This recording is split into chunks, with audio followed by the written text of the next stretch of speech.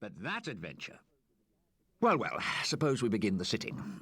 I make but a bad return for your kindness in giving me the sketch by thus wasting your time in mere talk.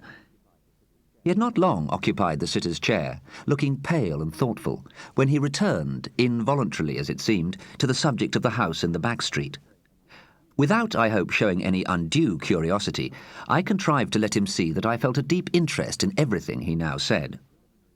After 2 or 3 preliminary hesitations, he at last, to my great joy, fairly started on the narrative of his adventure. In the interest of his subject, he soon completely forgot that he was sitting for his portrait. The very expression that I wanted came over his face.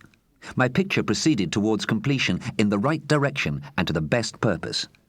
At every fresh touch, I felt more and more certain that I was now getting the better of my grand difficulty, and I enjoyed the additional gratification of having my work lightened by the recital of a true story which possessed, in my estimation, all the excitement of the most exciting romance.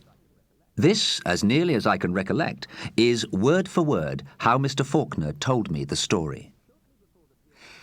Shortly before the period when gambling houses were suppressed by the French government, I happened to be staying at Paris with an English friend. We were both young men then, and lived, I'm afraid, a very dissipated life in the very dissipated city of our sojourn. One night we were idling about the neighbourhood of the Palais Royal, doubtful to what amusement we should next betake ourselves. My friend proposed a visit to Frascati's, but his suggestion was not to my taste. I knew Frascati's, as the French saying is, by heart, had lost and won plenty of 5-franc pieces there, merely for the fun of the thing, until it was fun no longer, and was thoroughly tired, in fact, of all the ghastly respectabilities of such a social anomaly as a respectable gambling house. "For heaven's sake," said I to my friend, "let us go somewhere where we can see a little genuine, blackguard, poverty-stricken gaming, with no false gingerbread glitter thrown over it all.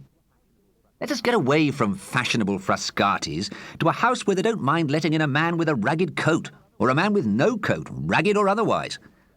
"Very well," said my friend.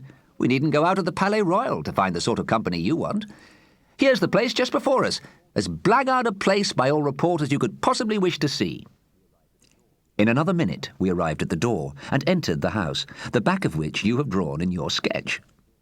When we got upstairs and had left our hats and sticks with the doorkeeper, we were admitted into the chief gambling room. We did not find many people assembled there, but few as the men were who looked up at us on our entrance, they were all types, miserable types, of their respective classes. We had come to see blackguards, but these men were something worse. There is a comic side, more or less appreciable in all blackguardism. Here there was nothing but tragedy, mute, weird tragedy. The quiet in the room was horrible. The thin, haggard, long-haired young man, whose sunken eyes fiercely watched the turning up of the cards, never spoke. The flabby, fat-faced, pimply player, who pricked his piece of pasteboard perseveringly to register how often black won and how often red, never spoke. The dirty, wrinkled old man with the vulture eyes and the darned greatcoat, who had lost his last sou and still looked on desperately after he could play no longer, never spoke. Even the voice of the croupier sounded as if it was strangely dulled and thickened in the atmosphere of the room. I had entered the place to laugh. I felt that if I stood quietly looking on much longer, I should be more likely to weep. So, to excite myself out of the depression of spirits which was fast stealing over me, I unfortunately went to the table and began to play. Still more unfortunately, as the event will show, I won. Won prodigiously, won incredibly, won at such a rate that the regular players at the table crowded round me, and staring at my stakes with hungry, superstitious eyes, whispered to one another that the English stranger was going to break the bank. The game was rouge et noir.